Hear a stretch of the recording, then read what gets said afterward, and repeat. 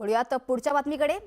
नालासोपारा आणि परिसरात सुरू असलेल्या मुसळधार पावसामुळे आता रेल्वे रुळांवर पाणी साचण्यास सुरुवात झाली आहे। रेल्वे रुळांवर पाणी साचल्याने रेल्वे वाहतुकीला काही प्रमाणात फटका बसण्याची शक्यता वर्तवण्यात येते। मुंबईसह उपनगरात मोठ्या प्रमाणात पावसाने हजेरी लावली आहे। रात्रीपासूनच पावसाने थांबण्याचा दाव घेतलेला नाहीये आणि त्यामुळे रेल्वे रुळावर पाणी साचलेलं आहे। याबद्दल अधिकची माहिती देण्यासाठी आपले प्रतिनिधी विजय देसाई आपल्याशी जोडले गेलेत। विजयजी, काय सांगाल? रुळावर पाणी साचलेलं आहे, वाहतूक खोळंबली आहे, रेल्वे सेवा खोळंबलेली आहे।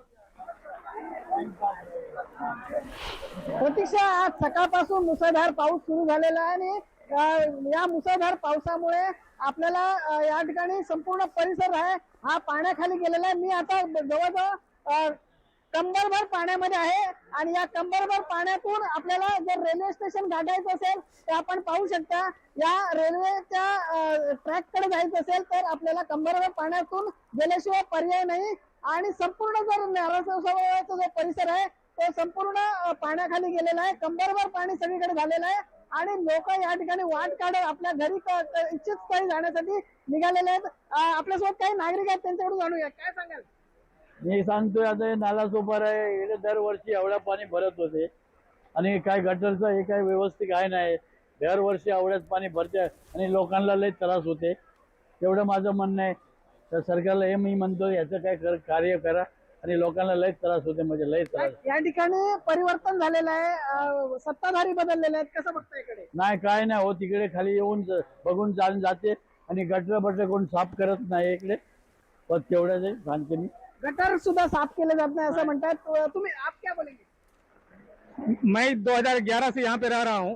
पहले ये समस्या नहीं थी, ये अचानक बड़े बड़े बिल्डिंग बन रहे हैं, लेकिन ये जो बेसिक समस्या है इस पे कुछ व्यवस्था नहीं हो पा रहा है। इतना पानी तो पहले नहीं भरता था, अभी क्यों भर रहा है?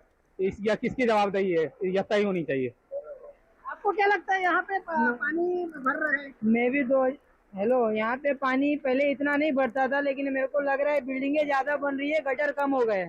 तो मेरा प्रशासन से यही कहना है कि भाई बिल्डिंग तो बनाओ, लेकिन मेन जो मुद्दा है कि आज बिल्डिंग ज्यादा बन जाएगी और गटर गायब हो जाएंगे तो पानी घरों में घुस जाएंगे, चाहे 2 फ्लोर हो चाहे 1st फ्लोर हो।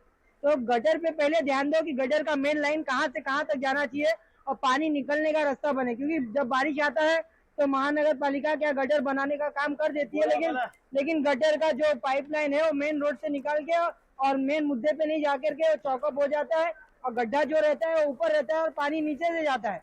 तो इसके ऊपर गटर पे पहले ध्यान दे। बिल्डिंग थोड़ा लेट बनाएंगे चलेगा, तो लोगों को क्या है, गटर की जरूरत है पहले कि पानी निकलना चाहिए।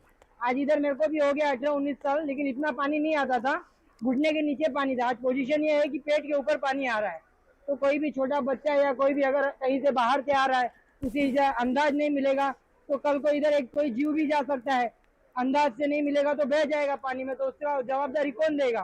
ये प्रशासन से हाथ जोड़ के निवेदन है कि यहाँ पे गटर का काम पहले ध्यान दो, बिल्डिंग का बाद में दो, क्योंकि बिल्डिंग तो बना देते हैं, बिल्डर कमा के निकल जाता है और बैंक फाइनेंस करवा के अपना कमा लेता है, लेकिन पब्लिक का मेन मुद्दा है कि गटर पे ध्यान दो भाई, पानी इतना नहीं भरना चाहिए, प्लीज रिक्वेस्ट है आपसे। बस आप क्या कहेंगे?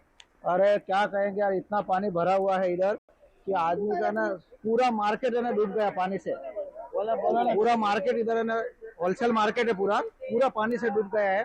चलने को भी ये नहीं है कि आदमी मतलब चल सकता आराम से इतना। और ये हर बार का है, और हमेशा हाँ, नहीं है। और ये क्या 1 साल का नहीं है, हर साल ये होलसेल मार्केट में पूरा नुकसान होता है, लाखों करोड़ों का लोगों को नुकसान होता है। लाखो करोडोंचं नुकसान होतं। काही महिला आहेत, तुम्ही काही कुठून आलात आणि कुठे पडलात?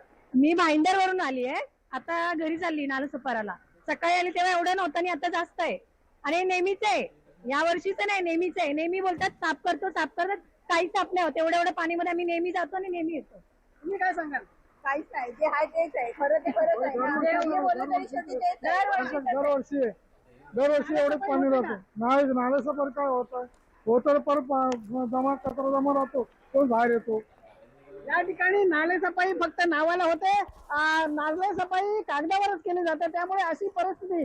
आता जर आपण पाहिलं, संपूर्ण हा जो परिसर आहे पाण्याखाली गेलेला आहे, कमरेपेक्षा वरती हे आता पाणी वाढू लागलेलं आहे, कारण पाण्याचा पावसाचा जोर आता मोठ्यापणे वाढतोय, त्यामुळे नागरिक या ठिकाणी संतप्त झाले आहेत। महानगरपालिकेच्या आयुक्तांवर कारवाई व्हायला पाहिजे, कारण ही परिस्थिती दरवर्षी येते। मिरी आणि IIT ने जे निर्बंध घालून दिले होते, जे सूचना उपाययोजना सुचवल्या होत्या त्याकडे दुर्लक्ष झालं. त्यामुळे हे प्रशासकीय काळामध्ये अंमलबजावणी झाली नाही, त्यामुळे यांच्यावर कारवाई व्हायला पाहिजे.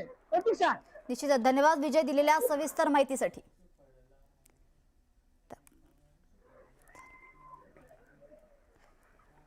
आपण पाहू शकतो नालासोपाऱ्यात पावसामुळे गुडघाभर पाणी साचलेलं आहे आणि अशी परिस्थिती दरवर्षी निर्माण होते, अशी तक्रार नागरिकांकडून केली जाते.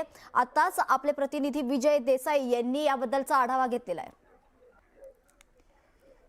यानंतर बातमी आहे ठाण्यातून. ठाण्यात मुसळधार पावसाने हजेरी लावलेली आहे आणि त्यामुळे रस्त्याला अक्षरशः तळाचं स्वरूप आलेलं आहे. वाहतुकीला यामुळे मोठा फटका बसलेला आहे. ठाण्यात सकाळपासून सुरू असलेल्या पावसामुळे वाहतुकीला या सगळ्याचा मोठा फटका बसलाय. पावसामुळे रस्त्यांना अक्षरशः तळाचं स्वरूप आलेलं आहे. याबद्दल अधिकची माहिती देण्यासाठी आपले प्रतिनिधी अजित मांढरे आपल्याशी जोडले गेलेले आहेत. अजित, काय सांगाल? तळाचं स्वरूप आलेलं आहे रस्त्यांना, काय परिस्थिती आता सध्या?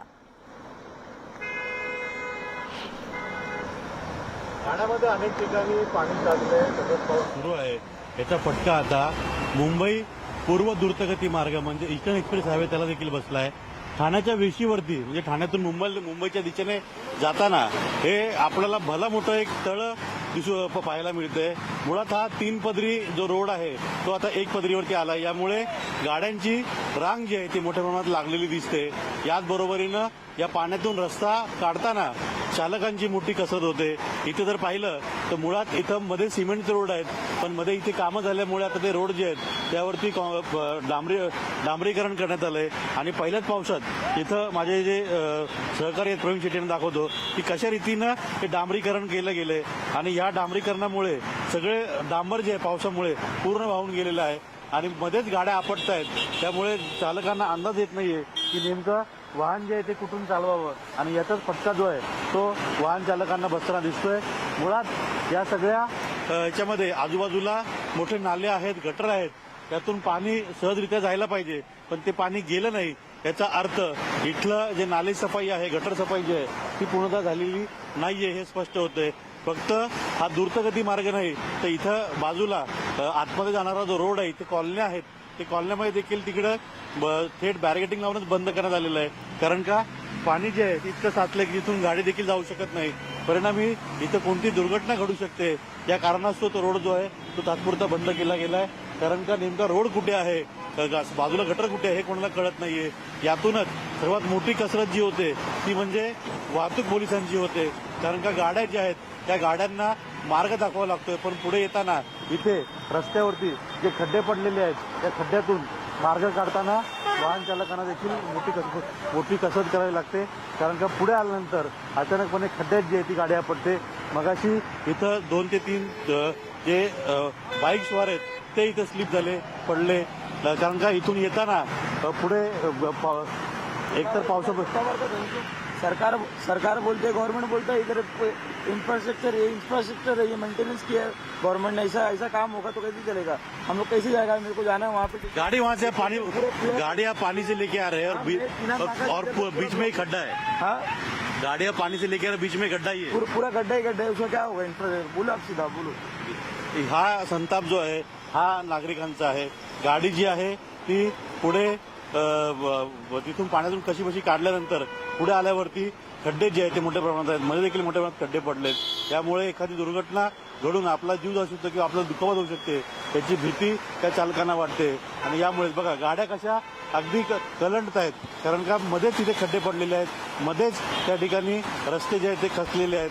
आणि यामुळे वाहन चालक जे आहे ते पुढे पाणी भरलंय आणि पाणी भरलं असल्यामुळे तिथून गाडी सहज निघेल असं वाटत असताना अचानकपणे मध्ये खड्डे येत आहेत. आणि हे मुंबई आणि ठाण्याच्या वेशीवरती म्हणजे ठाण्यावर मुंबईला जेव्हा जातो ती जी ठाण्याचा एक्झिट पॉईंट आहे आणि मुंबईचा एंट्री पॉईंट आहे त्या एंट्री पॉईंटला हे सर्व पाणी जे मोठ्या प्रमाणात साचलेलं आहे. पाऊस थांबायचं नाव घेत नाहीये आणि यामुळे हे जर पाऊस असा सुरू राहिला त्याचवेळी भरतीची वेळ झाली हा रोड जो आहे यावर पूर्ण पाणी साचून वाहतुकीकरता बंद होऊ शकतो. एवढ्याच पाण्याने लांबपर्यंत गाड्यांच्या रांगा लागलेल्या आहेत आणि त्यातून जर हायटाईडच्या वेळेस देखील पाऊस सुरू राहिला तर हा रोड जो आहे वाहतुकीकरता बंद होण्याची शक्यता आहे. निश्चितच अजित, धन्यवाद दिलेल्या सविस्तर माहितीसाठी.